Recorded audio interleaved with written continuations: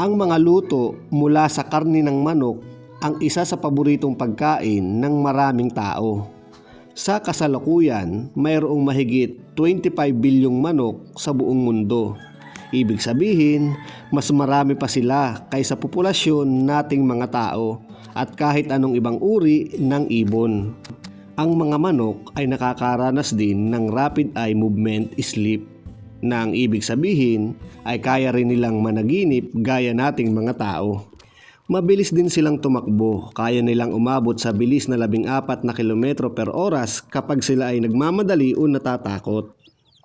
Ang mga manok pagdating sa numero ay matatalino, kayang intindihin ng mga sisiw ang konsepto ng pagbibilang at simpleng addition o subtraction kahit ilang araw pa lamang silang napipisa. At alam nyo po ba, ang mga manok ang itinuturing na pinakamalapit na buhay na kamag-anak ng mga Tyrannosaurus Rex.